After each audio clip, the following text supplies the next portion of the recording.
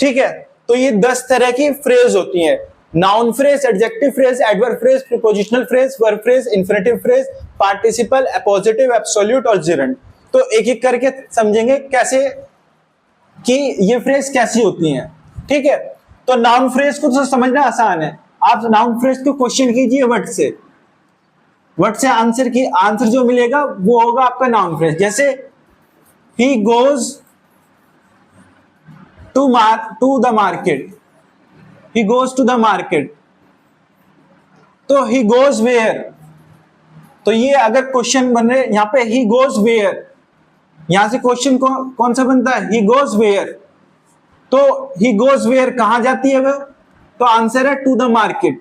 ठीक है, तो where किसको, where से क्वेश्चन का आंसर कौन देता है, एडवर्ब देता है। कौन देता है, एडवर्ब देता है, यानी कि where, how, when। ठीक है, इन सब से अगर क्वेश्चन बनता है तो उसका आंसर जो मिलता है, तो वो जो फ्रेज होगी वो कौन सी फ्रेज होगी, एडवर्ब फ्रेज होगी। तो ये एग्जांपल है he goes to the market, किसका एग्जांपल है, ये है एडवर्ब फ्रेज का। तो एडवर्ब फ्रेज के बारे में हमने जाना, और जानते हैं एडवर्ब फ्रेज के बारे में। जैसे ही लिव्स इन साइबाबाद,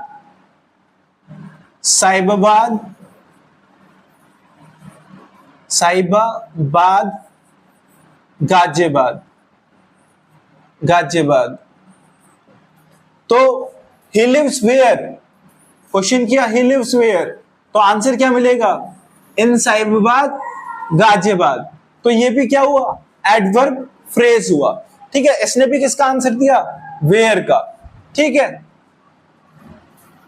और देखते हैं एडवर्ब फ्रेज को। जैसे ही will reach there in no time, in या फिर इन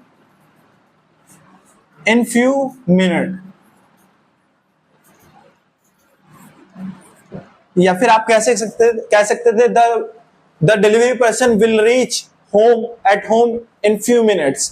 तो यहां पे आप देख रहे हो इन फ्यू मिनट्स, ये जो इन फ्यू मिनट्स है ये क्या बता रहा है कि ही विल रीच देयर, वहां, कब, व्हेन से क्वेश्चन कर रहे हो ना, व्हेन से क्वेश्चन कर रहे हो, तो ये क्या आंसर दे रहा है कि टाइम के बारे में बता रहा है ना, टाइम के बारे में, कितनी देर में पहुंच जाएगा, व्हेन, तो इन फ्यू मिनट्स। तो यानी ये भी क्या हुआ, ये भी हुआ हमारा एडवर्ब फ्रेज हुआ।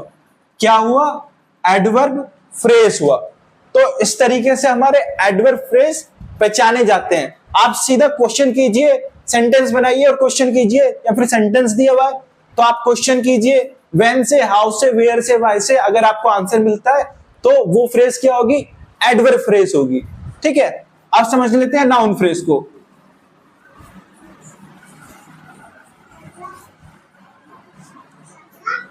तो नाउन फ्रेज को समझते हैं। तो नाउन फ्रेज में एग्जाम्पल क्या है, जैसे हमने एग्जाम्पल लिया, a big red car is at my home, ठीक है। तो ये आप देख रहे हो, अ बिग रेड कार, मैंने क्वेश्चन किया व्हाट से, what is at my home, क्या मेरे घर पे है, ठीक है, what is at my home, तो आंसर क्या मिलेगा, a big red car, a big red car. तो अ बिग रेड कार जो है ये कौन सा फ्रेज हुई, नाउन फ्रेज हुई। कौन सी फ्रेज हुई, नाउन फ्रेज हुई। ठीक है, नाउन फ्रेज हुई। और समझ लेते हैं, जैसे लिखते हैं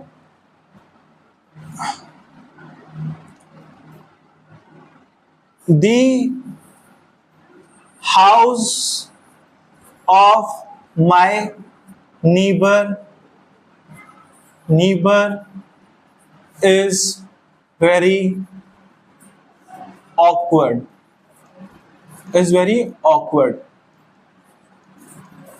ठीक है। तो अब आंसर देखते हैं, क्वेश्चन करते हैं, what is very awkward, what is very awkward, तो आंसर क्या मिलेगा, the house of my neighbour, answer क्या मिलेगा? The house of my neighbour. तो ये जो है, ये जो आंसर मिल रहा है बट से, तो ये किसका एग्जाम्पल होगा? नाउन फ्रेज का एग्जाम्पल होगा। ये किसका एग्जाम्पल है? नाउन फ्रेज का एग्जाम्पल है। ठीक है, अब देखते हैं एडजेक्टिव फ्रेज को।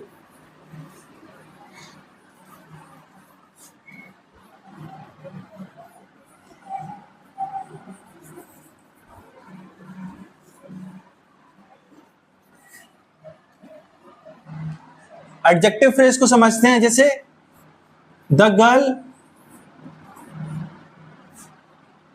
wearing a sari, wearing a sari is my aunt, या फिर द वुमेन कर देते हैं, the women wearing a sari is my aunt। तो वुमेन के बारे में पता चल रहा है। ये वुमेन को कौन डिस्क्राइब कर रहा है? कौन सी वुमेन? जिसने पहन रखी है साड़ी, जिसने पहन रखी है साड़ी। अगर मैंने क्वेश्चन किया विच से, ठीक है, विच से पहचानते हैं अक्सर जो एडजेक्टिव फ्रेज होती है विच, तो उसे विच से पहचानते हैं। द वुमेन, क्वेश्चन मेरे को अगर करना है कैसे पहचानूं? The women which is wearing a sari, जो कि साड़ी पहने हुए है। ठीक है, द वुमेन, कौन सी women? Which is wearing a sari या फिर वेयरिंग अ साड़ी, वो कौन है? Is my aunt. तो यहां से विच से क्वेश्चन करने पे क्या मिला हमें? विच से क्वेश्चन करने पे क्या मिला? ये वेयरिंग अ साड़ी मिला। तो ये कौन सी फ्रेज हुई?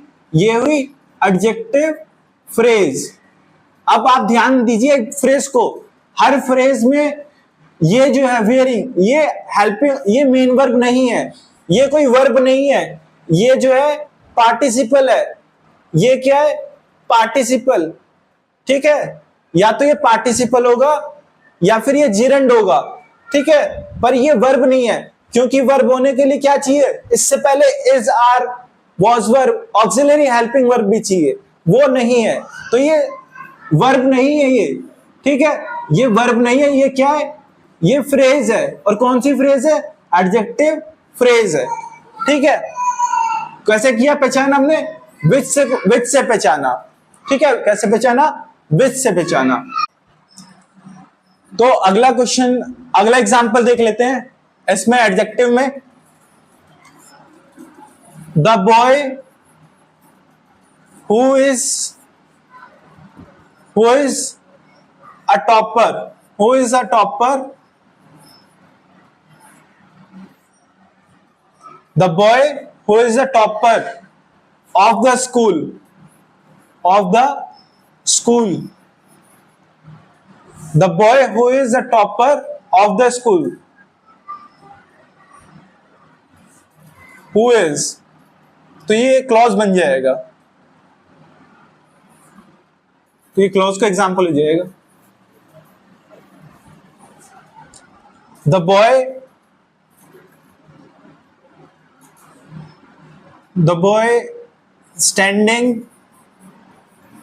boy standing at bus stop, the boy standing at bus stop is my best friend। ठीक है, तो ये एग्जांपल देखते हैं। The boy standing at bus stop, तो कौन सा बॉय? इसका आंसर कौन दे रहा है? कौन सा बॉय? अगर पूछो कौन सा बॉय, तो विच बॉय, तो आंसर क्या मिलेगा? Which is standing at bus stop, the boy which is standing at bus stop, या फिर the boy standing at bus stop। तो ये which का आंसर कर रहा है। कौन सा boy? which boy standing at the bus stop, standing at the bus stop। ठीक है, ये कौन सा एग्जांपल हुआ? ये भी एडजेक्टिव फ्रेज का एग्जांपल हुआ। ये किसको डिस्क्राइब कर रहा है? बॉय के बारे में डिस्क्राइब कर रहा है। और जो नाउन को डिस्क्राइब करता है वो क्या बन जाता है? हमारा एडजेक्टिव बन जाता है। तो ये वर्ड्स क्या होंगे?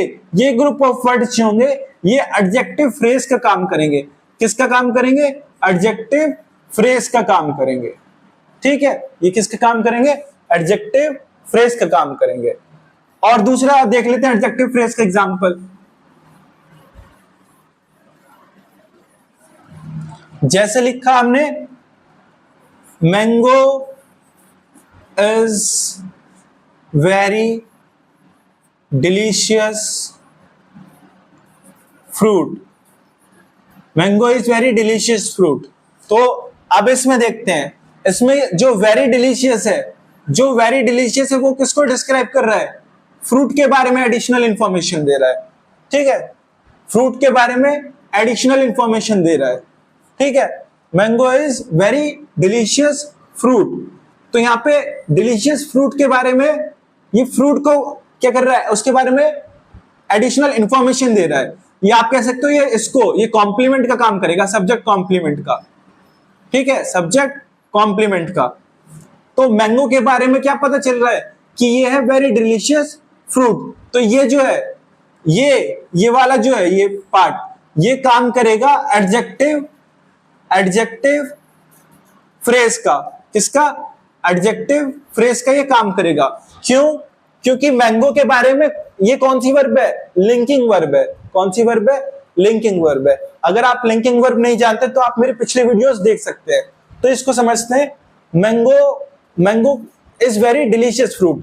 तो यहाँ पे मैंगो के बारे में पता चल रहा है, ये मैंगो की विशेषता बता रहा है कि मैंगो क्या है? वेरी डिलीशियस फ्रूट है। मैंगो क्या है? वेरी डिलीशियस फ्रूट है।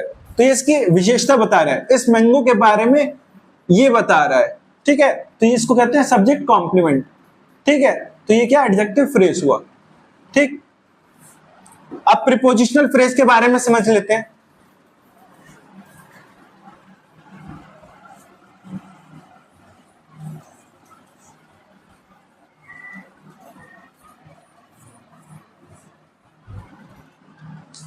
तो प्रीपोजिशनल फ्रेज क्या होती है? जैसे मैंने कहा the book is placed on the table. तो ये जो आप देख रहे हो, ये क्या है? ऑन, प्रीपोजिशन है, ठीक है। ये क्या है? प्रीपोजिशन है, ऑन। तो प्रीपोजिशन के बाद क्या मिलता है हमें? ऑब्जेक्ट मिलता है। प्रीपोजिशन के बाद क्या मिलता है? ऑब्जेक्ट मिलता है, ठीक है। तो ये वाला जो पार्ट होगा ऑन द टेबल, ये किसका काम करेगा? ये प्रीपोजिशनल फ्रेज का काम करेगा। ये किसका काम करेगा? प्रीपोजिशनल फ्रेज का काम करेगा। और जो प्रीपोजिशनल फ्रेज होती है, ये एडवर्ब का भी रोल प्ले कर सकती है। जैसे आपने कहा the book is placed where? On the table, ठीक है। या फिर ऑन द टेबल जो है, ये प्रीपोजिशनल फ्रेज भी होगी, ठीक है। दोनों हो सकती हैं, ठीक है। या फिर जैसे और एग्जांपल होते हैं, in the morning, at night. तो ये सब जो एग्जांपल है, ये किसके एग्जांपल है? प्रीपोजिशनल फ्रेज के एग्जांपल है, ठीक है। वर्ब के बारे में तो हमने बताई दिया, डिस्कस कर ही लिया। वर्ब क्या होती है? जैसे विल बी गोइंग, ठीक है, या कुड कम टुनाइट। तो ये सब जो है, कुड कम जो है, ये क्या हो जाएगी? वर्ब हो जाएगी, ठीक है, वर्ब फ्रेज। अब इंफिनिटिव फ्रेज के बारे में जान लेते हैं। जैसे इंफिनिटिव फ्रेज के बारे में, जैसे to watch a cartoon is my hobby. या फिर to watch a cartoon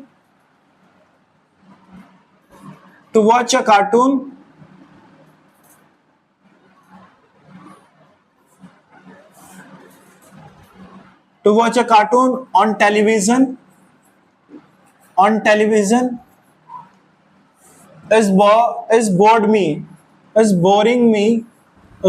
me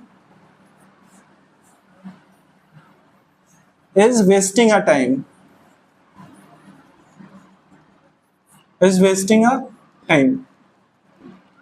to watch cartoon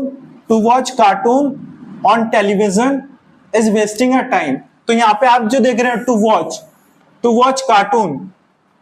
watch cartoon, ठीक है, ये जो आप देख रहे हो, तो ये कौन सी फ्रेज हो जाएगी? ये हो जाएगी इन्फिनिटिव फ्रेज। क्योंकि ये क्या होती है? इन्फिनिटिव क्या होते हैं? इन्फिनिटिव होते हैं टू प्लस वर्ब का कॉम्बिनेशन। तो टू प्लस वर्ब के बाद जो आएगा, अगर उससे चालू हो रही है फ्रेज, तो ये क्या हो जाएगा? ये हो जाएगा इन्फिनिटिव फ्रेज, ठीक है। और एग्जांपल क्या हो सकते हैं? जैसे I go to Mumbai to bye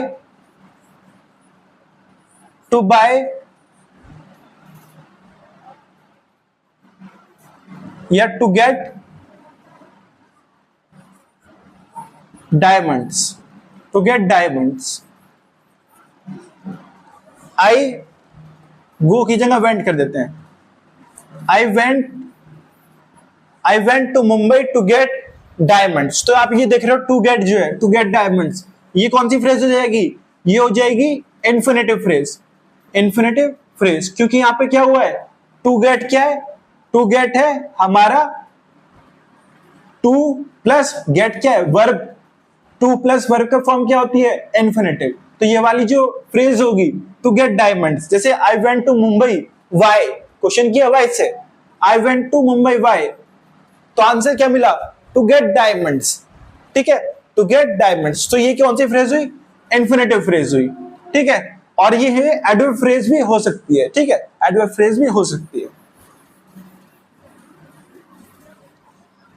पर प्रायोरिटी किसको देंगे, प्रायोरिटी हम इन्फिनेटिव फ्रेज को देंगे। ठीक है,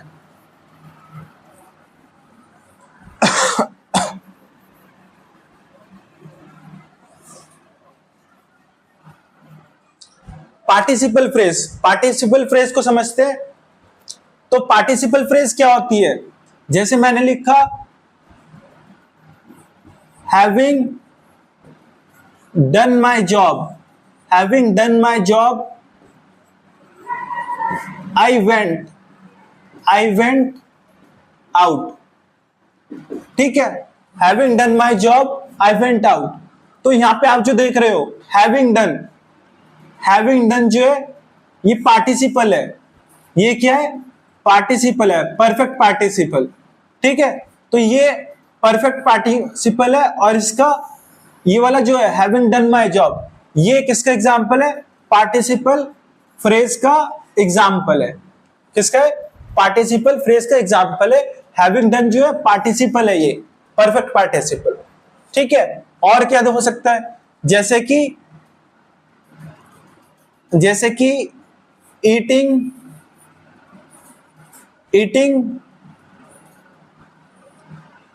अ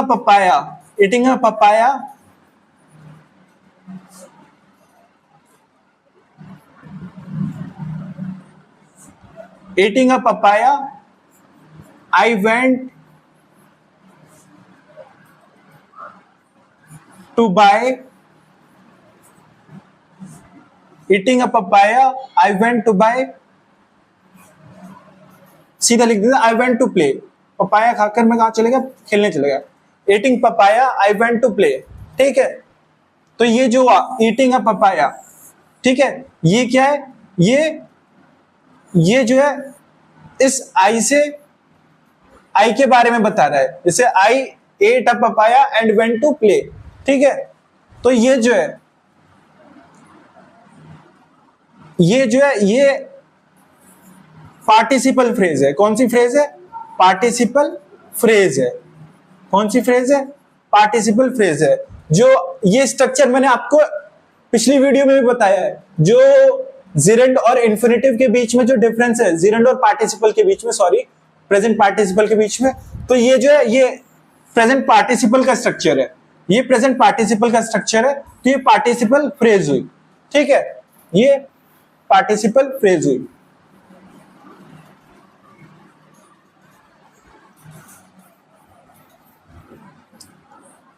अब अपोजिटिव को समझ लेते हैं।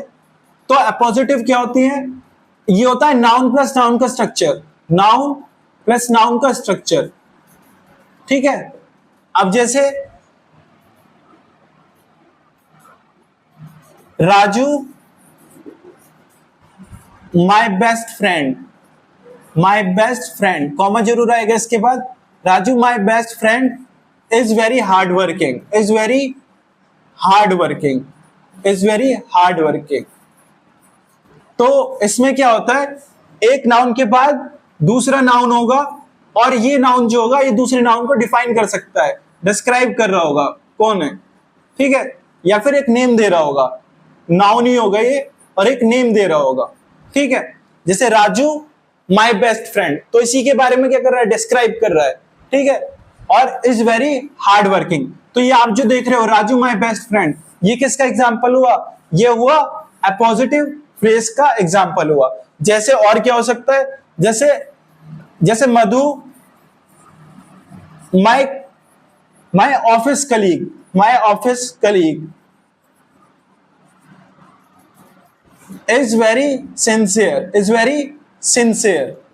is very sincere, ठीक है। तो ये मधु माय ऑफिस कलीग जो है, ये क्या एग्जाम्पल हो जाएगा, अपोजिटिव का एग्जाम्पल हो जाएगा। Madhu my office colleague is very sincere, तो ये किसका एग्जाम्पल हो जाएगा, मधु माय ऑफिस कलीग, ये एग्जाम्पल हो जाएगा अपोजिटिव का, ठीक है। अब जीरंड को समझ लेते हैं।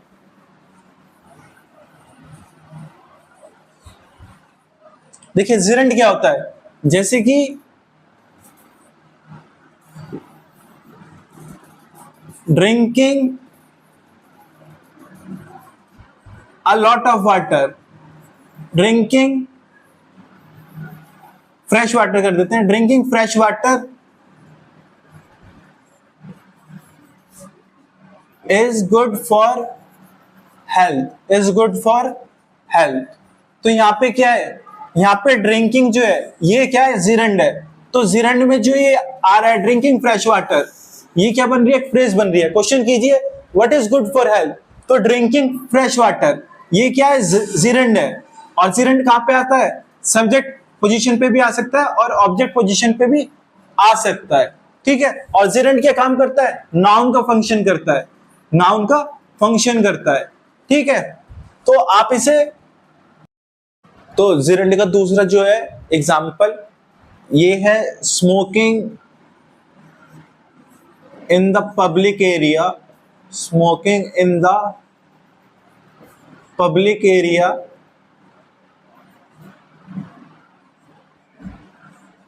is prohibited, smoking in the public area, ये जो है ये एक फ्रेज है, कौन सी फ्रेज है, जीरंड। क्यों, क्योंकि यहां पर स्मोकिंग जो है, स्मोकिंग यहां जीरंड का काम कर रहा है। और ये जो फ्रेज है, व्हाट इज प्रोहिबिटेड, तो smoking in the public area is prohibited, तो जीरंड फ्रेज है। इसे नाउन फ्रेज भी कह सकते हैं, क्योंकि जीरंड किसका वर्क करता है, नाउन का वर्क करता है। पर प्रायोरिटी किसे देंगे, अब जीरंड फ्रेज को देंगे, ठीक है। अब बात करते हैं एब्सोल्यूट की। तो एब्सोल्यूट फ्रेज जो होती है, इसका स्ट्रक्चर पहले पैटर्न समझते हैं। एब्सोल्यूट फ्रेज का पैटर्न होता है कि इसमें पार्टिसिपल इन्वॉल्व होगा, पार्टिसिपल आएगा, प्लस नाउन इन्वॉल्व होगा, प्लस मॉडिफायर हो सकते हैं। मॉडिफायर ऑप्शनल रहते हैं, मॉडिफायर हो भी सकता है और नहीं भी हो सकता। और इसके बाद कॉमा का यूज होगा, कॉमा प्लस कॉमा, और फिर एक मेन सेंटेंस होगा, कॉमा के बाद मेन सेंटेंस हो, मेन क्लॉज होगा, मेन क्लॉज होगा। और ये जो स्ट्रक्चर है, participle plus noun plus modifier plus comma, ये, या फिर कॉमा यहां से हटा दीजिए, participle plus noun plus modifier और ऑप्शनल, ये जो मॉडिफायर, तो ये जो होता है, ये एंटायर पैटर्न इस पूरे मेन क्लॉज को के बारे में एडिशनल इंफॉर्मेशन देता है, इस पूरे मेन क्लॉज को मॉडिफाई करता है। ये पूरा structure participle plus noun plus modifier इस पूरे मेन क्लॉज को क्या करता है, उसके बारे में एडिशनल इंफॉर्मेशन देता है, उसको मॉडिफाई करता है, ठीक है। एग्जांपल देख लेते हैं। जैसे एग्जांपल है, being a doctor you should